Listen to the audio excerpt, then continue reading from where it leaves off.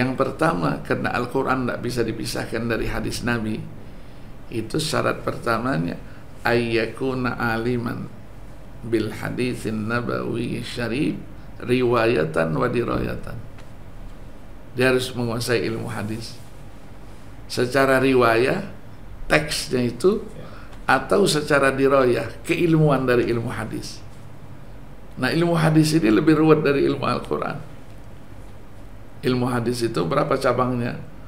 Imam Al-Hakim An-Naisaburi yang punya Al-Mustadrak, yang meninggal 405 Hijriah, itu mengatakan ada 52 cabang.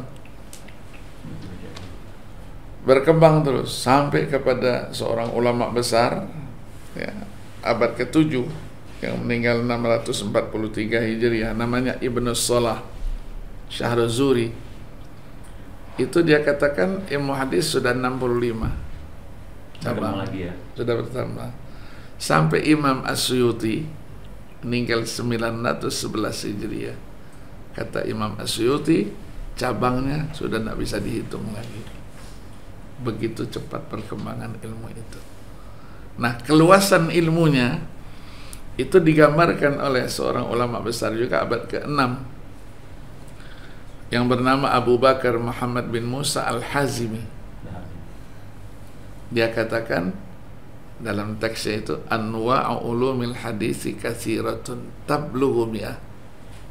Cabang ilmu hadis 100-an. Kullu naw'in minha ilmun mustaqil. Setiap cabang ilmunya mandiri.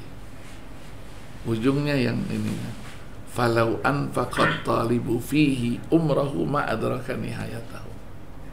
Jadi kalau ada penuntut ilmu ingin menghabiskan semua umurnya fihi, satu cabang, bukan fiha, satu cabang, ma adraka nihayatahu, dipastikan dia tidak akan sampai ke finishnya. Baru mencari satu disiplin ilmu saja, meninggal dunia dulu, yang dicarinya belum dapat. Nah, kita dapat belajar ini sana sini, itu berkahnya guru. Berkahnya guru. Guru ngajar ikhlas, kita bisa. Dan itu pun masih dalam posisi, ya, kalau kita ini masih kulitnya, belum ada di dalam isinya itu. Itu ilmu Al-Quran juga begitu nanti. Maka belajar ilmu hadis tidak dikatakan belajar ilmu hadis. Nah, ulumul hadis menunjukkan cabangnya banyak. Nah, yang kedua, karena Al-Quran itu bahasa Arab, maka disyaratkan ayyakuna aliman bil lughatil arabiyyah, menguasai bahasa Arab. Bahasa Arab itu apa ilmunya? Paling tidak ada 7: nahwu, sharaf, balaghah, bayan, badi, ma'ani, istiqaqul kalimah. 7. Udah berapa? Sudah 8. Iya. Kemudian ayyakuna aliman bil qiraat. Qiraat ilmunya sendiri lagi. Ya, tata cara baca Al-Quran itu. Ini qiraat nih ada pada mulanya 25 qiraat pada masa Abu Ubaid Al-Qasim bin Salam yang meninggal 224. Tapi pada masa berikutnya, zamannya Ibnu Mujahid, Makki bin Abi Thalib, itu diseleksi. Tergantung apa? Ketersambungan sanad itu nanti. Karena tidak boleh ngarang, Quran tidak boleh ngarang kan? Dasarnya siapa? Dari Rasulullah. Rasulullah sampaikan lagi dan seterusnya. Maka dibagi 3 qiraat itu. Ada qiraat mutawatirah. Mutawatirah itu yang mutawatir. Mutawatir itu 3 syaratnya: bersambung sanadnya, sesuai dengan kaidah bahasa Arab, dan sesuai juga dengan Rasm Utsmani. Kalau menyalahi salah satu, turun derajatnya. Ada 3 lagi namanya mutammimah lil asyarah. Terus ada 4 lagi namanya qiraah syazzah. Syazzah itu di luar yang tadi itu. Dia tidak mutawatirah, juga tidak apa? Tidak mutammimah lil asyarah. Nah, yang 7 ini imamnya 7. Imamnya 7. Setiap imam punya rawi yang meriwayatkannya itu. Ada 2 setiap imam itu. Nah yang 7 itu imamnya ada Ibnu Amir. Ibnu Amir 118 meninggalnya. Ada Ibnu Katsir 120 Hijriah. Ada Asim, kita pakai itu Asim 127. Ada Abu Amr 154. Ada Hamzah 156. Ada lagi Nafi' 169. Satu lagi Kisai 189. Nanti yang 3 ya, itu ada Yaqub ya, Al-Madani, ada Al-Hadrami, kemudian satu lagi ada Khalaf Al-Ashir. Yang 4 yang Syazza itu Imam Al-Hasan Al-Basri.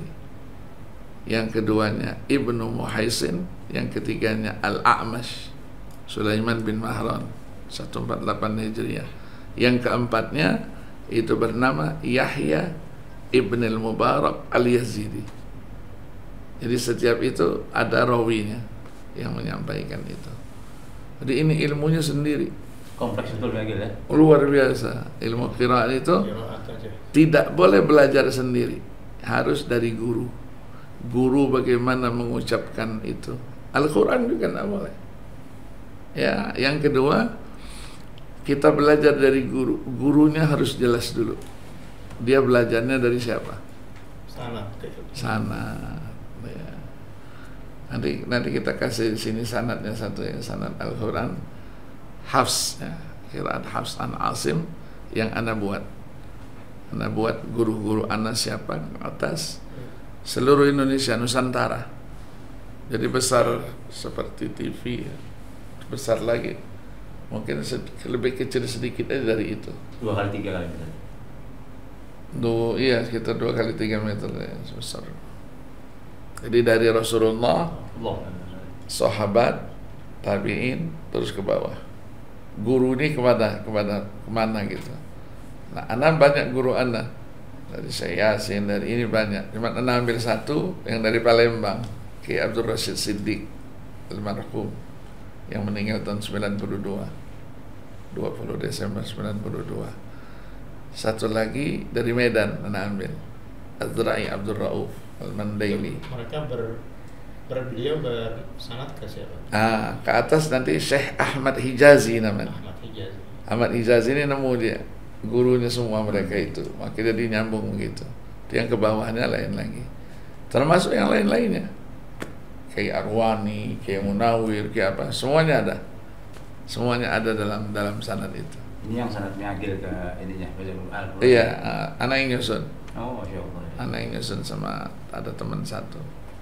Jadi menudukkan tahun wafatnya itu memang tidak mudah ya. 3 tahun kita kumpulkan itu. Sudah dicetak itu. Nanti kita letakkan di sini. Luar biasa Prof ya. Iya, dari semua sisi, dari semua aspek. Iya. Terjaga betul ya berarti Al-Quran ya. Iya, itu baru berapa tadi? 7, 2, 9. 9 ya. Iya kan? Terus ayyakuna aliman bi usuliddin. Menguasai ilmu kalam. Kemudian ayyakuna aliman bi usulil fiqh. Ilmu usul fikih. Usul fikih bukan fikihnya, fikih hasilnya. Kemudian ayyakuna aliman bi asbabin nuzul. Sebab turunnya ayat. Kemudian ayyakuna aliman bi an-nasikh wal mansukh. Ilmu nasikh wal mansukh. Ayyakuna aliman bi qasasil Quran. Cerita-cerita Al-Quran itu. Kemudian yang terakhirnya itu ayyakuna amilan bima alim. Dia bukan hanya tahu, tapi dia mengamalkan apa yang sudah diketahuinya. Di 15 persyaratan 15 untuk jadi mufassir. Untuk jadi mufassir. Maka yang menafsirkan Al-Quran itu diyakini mereka sudah mempunyai kualitas seperti itu. Maka muncullah tafsir yang beragam ya. Iya. Kalau ditanya siapa yang pertama kali menulis tafsir, tulisan sudah ada. Ya, ada yang dinisbahkan kepada Ibnu Abbas, ya kan, Tanwirul Miqbas fi Tafsir Ibnu Abbas. ada tafsir Ats-Tsauri, ada satu jilid tafsir Ats-Tsauri. Itu dikatakan bukan tafsir 30 juz, tapi tafsir dalam arti pendapat mereka terhadap ayat-ayat tertentu. Ayat-ayat tertentu ditafsirkan, jadilah buku itu. Barulah ditulis tafsir yang besar itu oleh Abu Ja'far Muhammad bin Jarir At-Tabari, 30 jilid. Tafsir Tabari. Jami'ul Bayan, ya, 30 jilid. Baru naik atas lagi. Ayatnya ayat hukum saja. Muncul nanti namanya tafsir Ayatil Ahkam atau Ahkamul Quran. Nanti ada Imam Syafi'i juga punya, ya. Kemudian Abu Bakar Al-Jassas Ar-Razi Al-Hanafi punya. Kemudian nanti sampai ke atas, sampai kita zaman-zaman sekarang ada tafsir Rawa'i'ul Bayan, karangannya Syekh Muhammad Ali As-Sabuni. Ada karangannya Syekh Ali Sais, ada kalangan apa gitu. Nah, kenapa dikatakan tafsir itu mempunyai sisi-sisi tersendiri? Karena disitulah kelihatan mereka ini multidisipliner. Tapi ketika menafsirkan ayat, dia tunjukkan saya itu di bidang ini yang saya yang kuatnya. Ya, maka ada yang dulu semuanya, dia ahli filsafat. Ar-Razi misalnya, Ar-Razi tafsirkan begitu ayat dengan kait itu, tafsirkan panjang, ya. Kemudian ketemu ayat hukum panjang juga. Ternyata beliau ini tidak hanya satu disiplin ilmu, usul fikih dia kuasai juga, punya buku namanya Al-Mahsul fi Ilmil Usul, ya, dan seterusnya. Sampai dengan masa-masa akhir itu muncul misalnya 1237 itu ada Al-Alusi Ruhul Ma'ani. Ini dianggap dia tafsirnya tafsir sufi. Tafsir sufi. Sekian jilid. Nggak ada yang di bawah 10 jilid, nggak ada. Luar biasa kan. Yang jilid itu. Nah, itu tafsir-tafsir klasik. Ada Imam Al-Qurtubi, ada Imam Al-Kasyaf, ada lain-lainnya ya. Ulama-ulama itu adalah tafsir kalau dikatakan masa lalu dengan kompleksitasnya, ya, kompleksnya menafsirkan itu tertunjukkan itu. Nah, tapi kita lihat kepakarannya itu sampai dengan sekarang. Kalau sekarang pikir siapa kira-kira ahli tafsir yang memiliki kredibilitas gitu? Di tingkat dunia. Di tingkat dunia banyak. Mungkin termasuk Miagil kali ya. Enggak ada apa-apanya. Banyak. Sekarang kita mau tafsir modern. Tafsir kalau bahasa ilmiahnya kontekstual. Kaitannya dengan apa gitu. Kekinian lah ya. Iya. Ditulis 10 jilid oleh Az-Zah Darwazah, 10 jilid. Anak ingin melihat kalau tafsir bil maksur tadi itu, Quran bil Quran, Quran dengan sunnah dan seterusnya. Kita dulu ngajinya buku satu saja, Ad-Durr al-Mansur fi Tafsir bil Maksur Imam Suyuti. Sekarang sudah dibuatkan ensiklopedinya Tafsir bil Maksur. Ditulis oleh seseorang, dalam pendahuluannya dia katakan, saya menulis dan mengumpulkan data dari manuskrip-manuskrip itu selama 20 tahun. Namanya Musa'id At-Tayyar, guru besar ilmu tafsir di Al-Azhar. Itu 26 jilid. 26 jilid. Diperlukan waktu 20 tahun. 20 tahun. Luar biasa ya. Iya, kemudian ada lagi orang itu ingin menafsirkan Al-Quran, tahu dengan tafsir, kalau semuanya, kapan umurnya habis? Iya. Maka diambil topik-topik tertentu. Itu namanya tafsir tematik. Tafsir maudhu'i namanya. Kementerian Agama kan buatkan itu. Ayat dalam Al-Quran, apa gitu. Kumpulkan ayat-ayat yang berkaitan dengan itu, dianalisis dengan semuanya.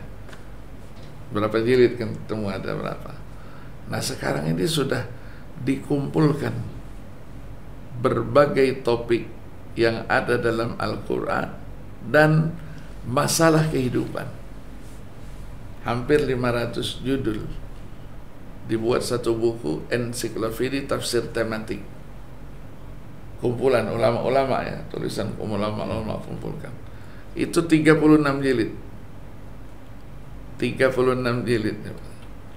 Sering saya sampaikan kalau 36 jilid enggak usah dibaca, liatin aja kenyang.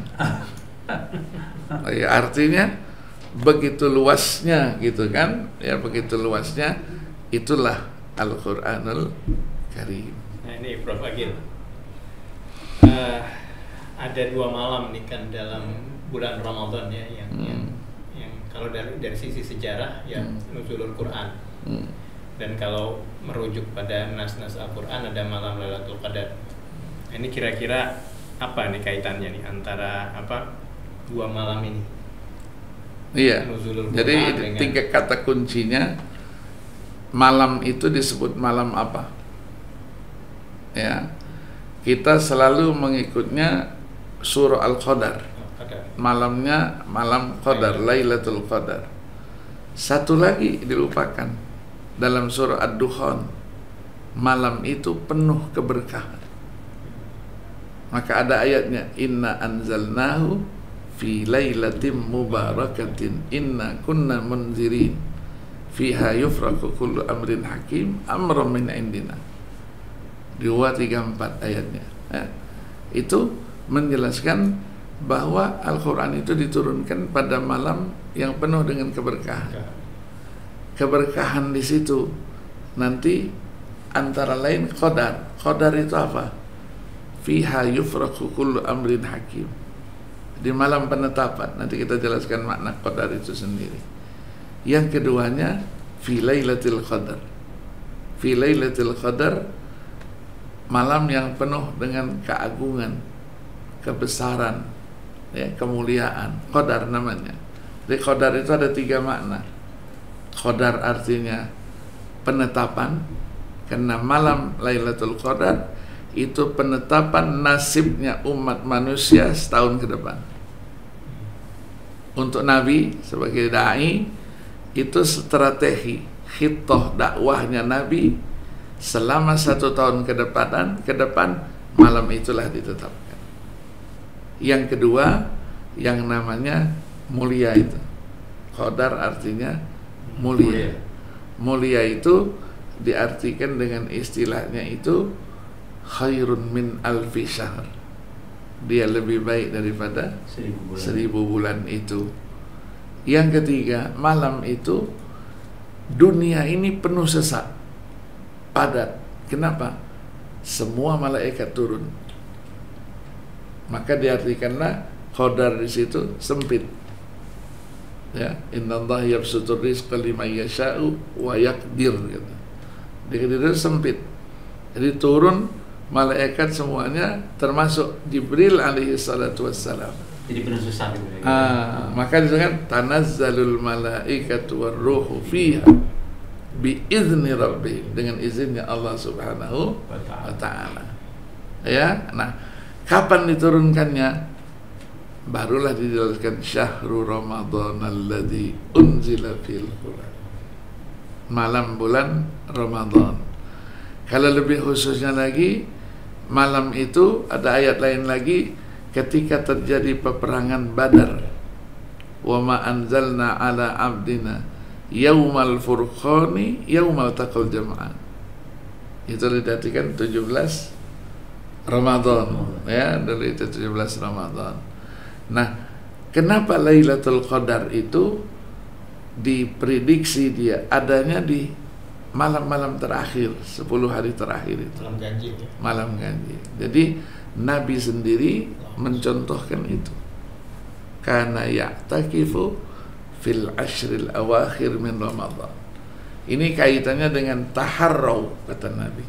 Cari, intai dia, intip dia, dapatkan dia Lailatul Qadri fil ashril awakhir min Ramadan. Itulah yang dikatakan bulan-bulan ganjil. Ya, bulan-bulan ganjil berapa gitu? Dia mengatakan 27 itu lebih banyak dia. Ya, 27, 25, 27, 29 malam 29. Jadi bukan berarti malam 21, 23 tidak pernah terjadi. Ada itu. Nah, pertanyaan di sini, apakah malam Lailatul Qadar itu hanya sekali terjadi? Dulu saja, tidak pernah terjadi setelah itu 15 abad. Dia terjadi setiap tahun ada. Ya, nah, terus pertanyaannya, apa ciri-cirinya? Kan kita ingin jadi, apa kehebatannya? Maka Allah gunakan wa ma adraka ma Lailatul Qadar. Wa ma adraka, tahukah kamu malam Lailatul Qadar? Pertanyaan Allah. Pertanyaan besar ya. Tahukah kamu? Tidak ada yang tahu. Bagaimana kehebatannya? Nah, ini terkadang menggunakan kata kerja madhi, wa ma adraka, ya. Kadang-kadang wa ma yudrika. Itu sebanyak 13 kali diulang. Yudrika 3 kali. Yudrika menceritakan tentang hari kiamat. Yas'alukan nasu 'anis sa'ah qul innama ilmuha indallah wa ma yudrika la'alla sa'ata. Kemudian dalam surah apa? Asy-Syura disebutkan dalam Asy-Syura itu yas'alukan nasu 'anis sa'ah qul innama wa ma yudrika la'alla sa'ata amr qarib. Dekat dia. La'alla sa'ata qarib. Satu lagi yang menceritakan tentang Abdullah bin Ummi Maktum, yang surah Abasa. Ya, Abasa ini kan disebutkan wa ma yudrika la'allahu yazzak. Siapa yang tahu?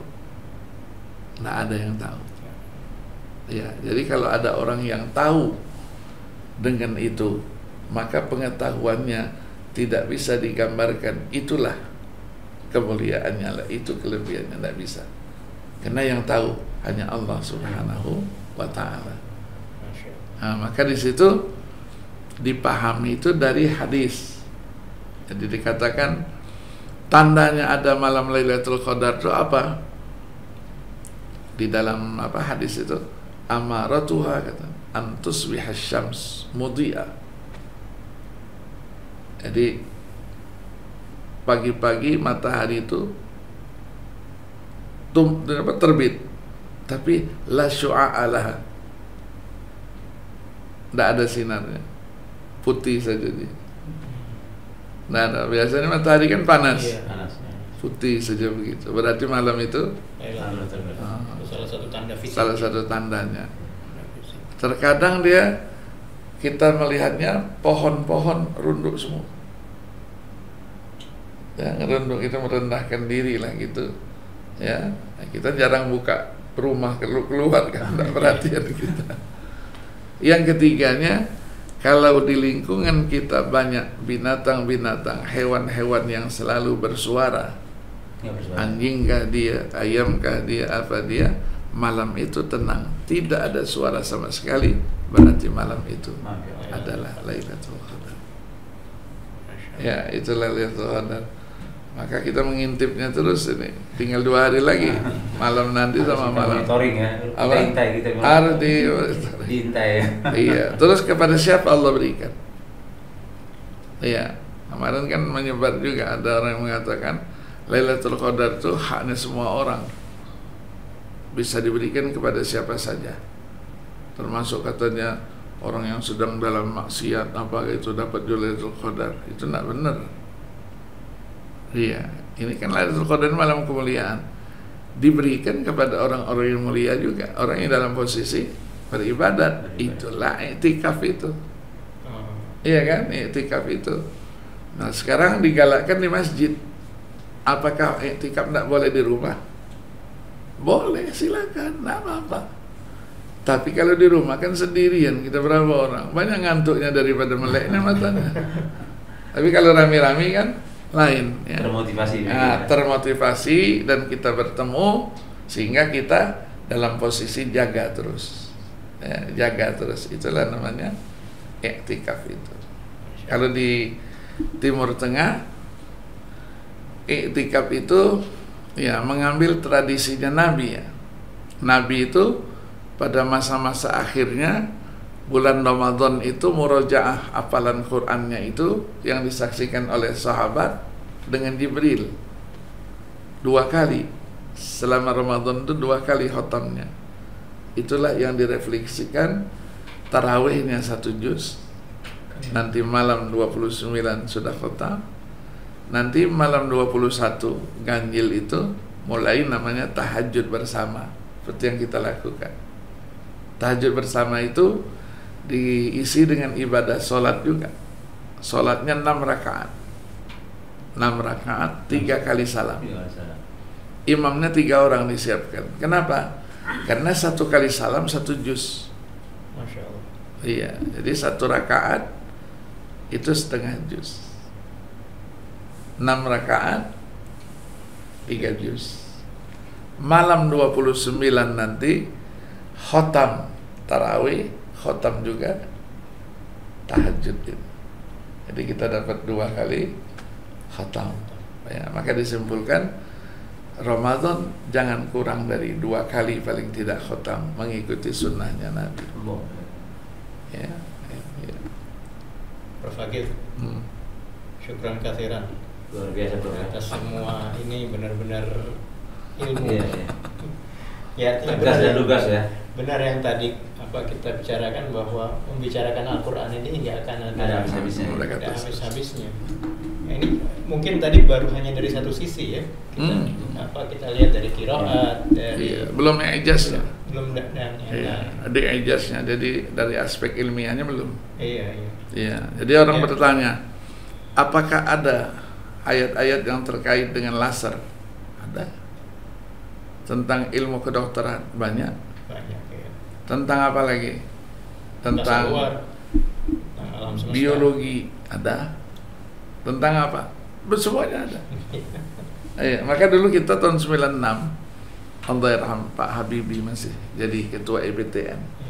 Dibuatkan seminar Al-Quran internasional tentang kemukjizatan Al-Quran dan As-Sunnah An-Nabawiyah.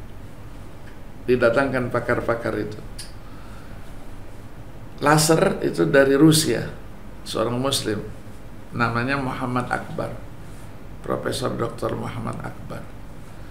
Dia membawakan, menceritakan laser itu 4 jam, jam 8 sampai jam duhur. Hanya ayat nurun ala nur.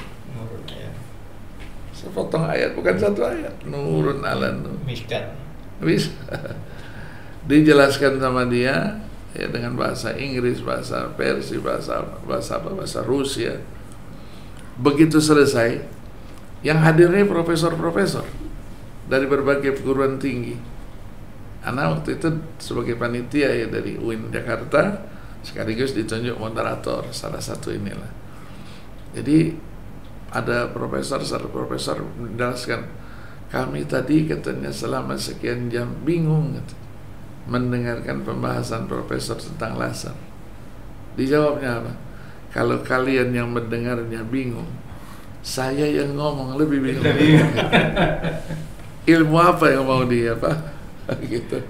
Begitu juga yang biologi. Biologi kan datangkan Maurice Bissell itu. Maurice Bissell didampingin ada satu jamaah kita dari Jeddah, Profesor Dr. Muhammad Ali Albar. Dia dapat doktornya itu spesialis kandungannya dari Cambridge, dari London.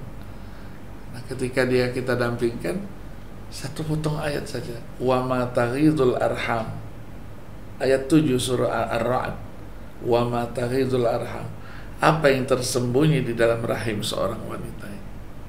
Itu dibahasnya, betul-betul dia. Kalau ada lagi yang kedokteran, ayat-ayat kedokteran, ya, yang hilang sekarang ini kan saudara susun. Wanita kadang-kadang tidak mau mengasihkan payudaranya kepada anak lain. Nanti jijik lah segala macam. Dulu orang-orang tua kita kan begitu.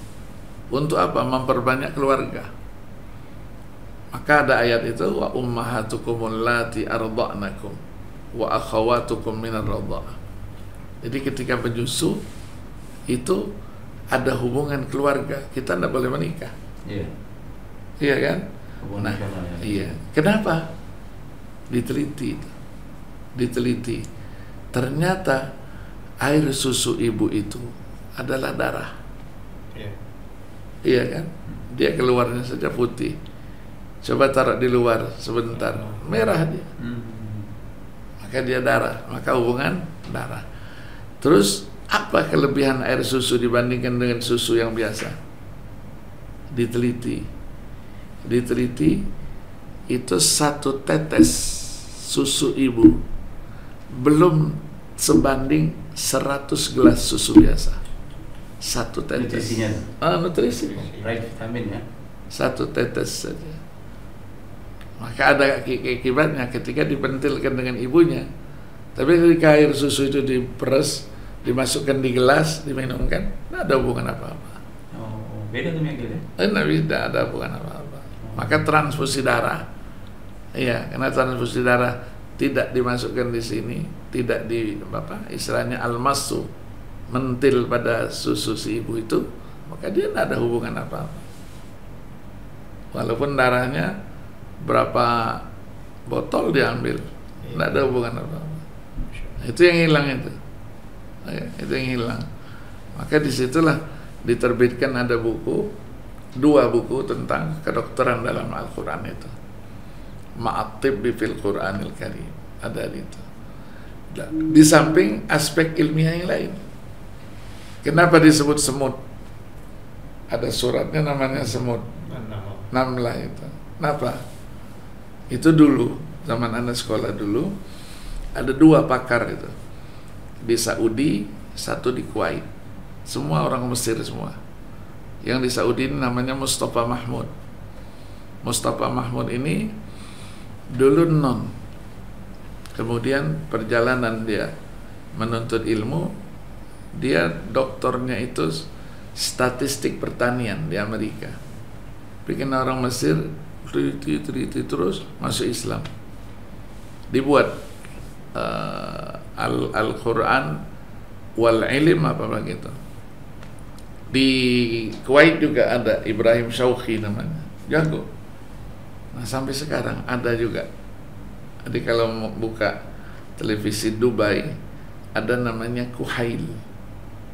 Kuhail itu tabar itu. Jadi ensiklopedinya itu ilmiah, keilmuan, kemukjizatan daripada aspek ilmu pengetahuan. Itu ada 22 jilid bukunya. Anak punya semua.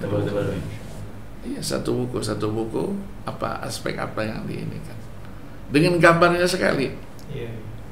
Dibuatkan dengan gambarnya, inilah ilmu. Isyarat Al-Quran ada, ini begini. Dia ungkap itu. Ya, luar biasa memang Al-Quran itu. Iya, ujung-ujungnya gitu.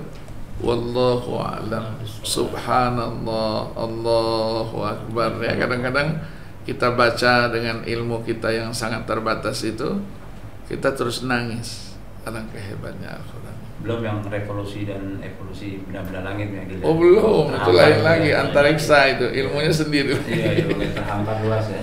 Ilmunya sendiri lagi nanti antariksa, astronomi. Rabbus samawati wal ardi. Itu sering kali di. Iya. Ya ada rahasianya sendiri mungkin. Iya, nanti dari aspek bahasanya saja. Kita mengartikannya khalaqa ja'ala, menciptakan. Iya kan? Menjadikan.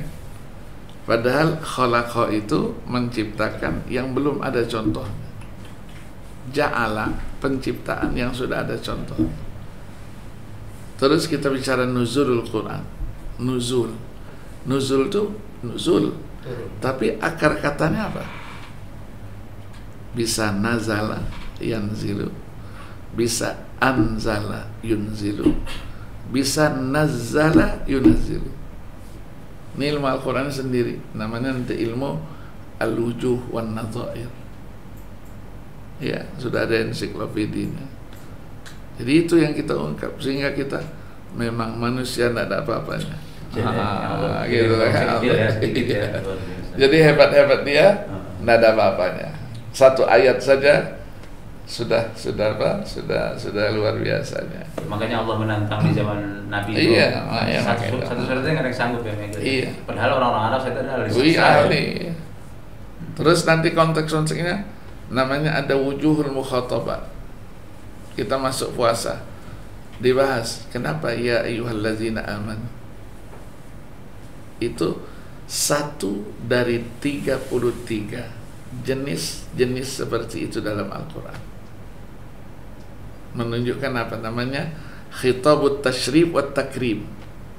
Panggilan kehormatan dan kemuliaan. Wahai.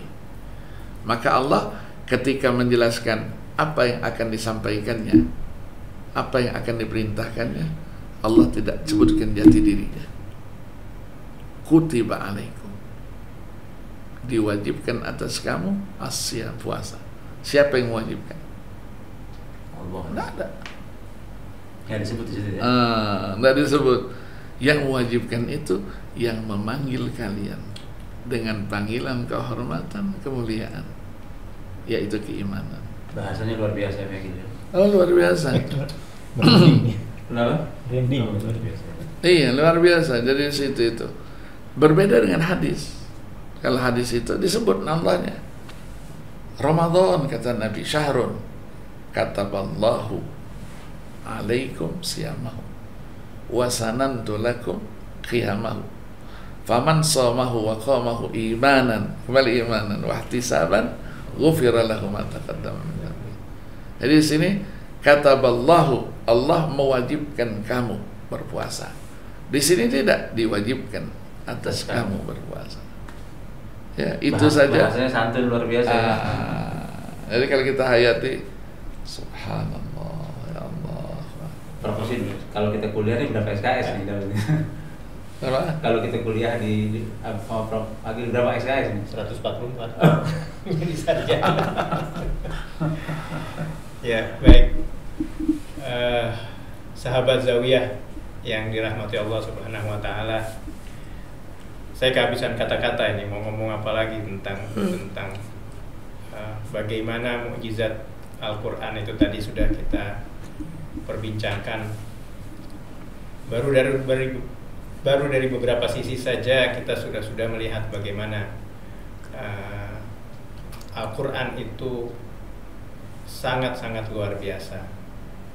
Nah, semoga kita sebagai umat baginda Nabi besar Muhammad SAW akan tetap konsisten, akan tetap istiqomah untuk terus berada di dalam rel-rel yang sudah disiapkan oleh Al-Qur'anul Karim, sebagaimana Allah mengatakan bahwa dzalikal kitabul la raiba fihi hudal lil muttaqin. Artinya Al-Qur'an akan terus menjaga kita menjadi orang-orang yang bertakwa lewat petunjuk, dan juga Al-Qur'an sebagai pembeda. Prof Agil, sebagai penutup, kami dari Yayasan Wakaf Az-Zawiyah tentunya kepingin mendengar harapan-harapan dari Prof Agil pada kami, karena kami di sini memiliki 4 kegiatan, ada majelis taklim, ada madrasah, ada juga lembaga dakwah dan bahasa Arab, serta yang sekarang mengadakan Zawiyah Channel. Nah, kami kepengen dapat masukan saran dari antum, bagaimana kira-kira Yayasan Wakaf Zawiyah ini berkiprah. Iya, tadi kita bicaranya Al-Quran, kita belum bicara As-Sunnah. Al-Quran begitu luasnya, As-Sunnah juga begitu luasnya. Artinya apa? Sebagai seorang muslim, muslimah, tidak hanya sekedar berbangga dengan Al-Quran sebagai kitab sucinya, bukan untuk pamer, tapi Al-Quran itu diturunkan, ingat, untuk dibaca. Iqra 2 kali untuk dibaca. Kalau sudah bisa membaca, karena Al-Quran bukan dengan bahasa ibu kita, kita ingin cari tahu apa makna dari yang kita baca itu. Dampingkanlah terjemahnya paling tidak. Sudah bisa kita baca, tidak sampai di situ, kita dalami isinya apa. kemudian kita terapkan dalam kehidupan kita sehari-hari, kita amalkan itu.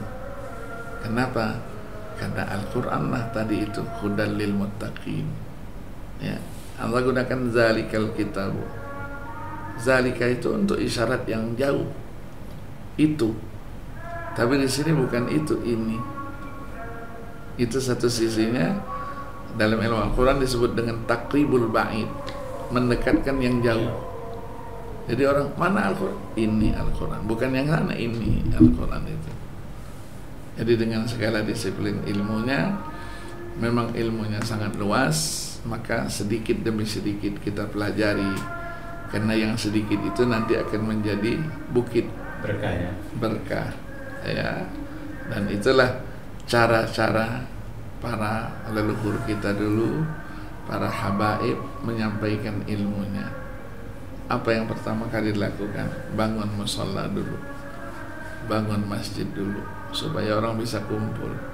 Ketika kumpul, diberikanlah pelajaran-pelajaran sesuai dengan kemampuan mereka. Ya, sesuai dengan kemampuan mereka. Jadi tidak benar kalau ada yang mengatakan, ya dulu dikatakan zuriat nasabnya putus segala macam. Orang-orang Arab dulu datang dari Yaman, dari Saudi, dari mana-mana. Itu bukan orang yang murah-murah.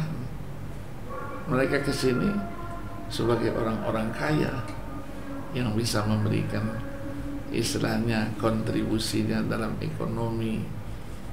Di samping mereka punya pengetahuan agama yang begitu luas. Iya, jadi kita ikuti jejak mereka itu sebagai dai yang multi, ya, dai yang multi. Sebagai dai, ya, sebagai ya orang kaya juga, iya, orang yang bisa membentuk masyarakat juga, iya, orang yang punya ilmu pengetahuan untuk bisa ditransformasikan ilmu pengetahuannya juga, ya, semuanya. Kita akan apa? Bisa mengikuti itu semuanya. Maka kita bersyukur Zawiyah ini punya, tadi ada majelis taklimnya, kajiannya, ya, tahfiznya, semuanya. Apa programnya supaya orang tahu melalui channel Zawiyah ini. Terima kasih. Prof. Agil, sebagai penutup ini kita punya tradisi di akhir podcast ini, kalau Anda menyebutkan Zawiyah, kita bertiga sama-sama menyebutkan mendunia. Ini slogan. Saya begini, Bro. Ya. Mohon izin ya anak-anak pandu. Iya. Zawiyah mendunia. Zawiyah mendunia. Zawiyah mendunia. Sahabat Zawiyah, demikian podcast kita kali ini di edisi spesial Ramadan, yang tentunya juga karena spesial, isinya juga luar biasa. Alhamdulillahirabbil alamin. Sampai jumpa di podcast yang akan datang. Wallahu muwaffiq ila aqwamit thoriq. Assalamualaikum warahmatullahi wabarakatuh. Waalaikumsalam warahmatullahi wabarakatuh. Masya Allah.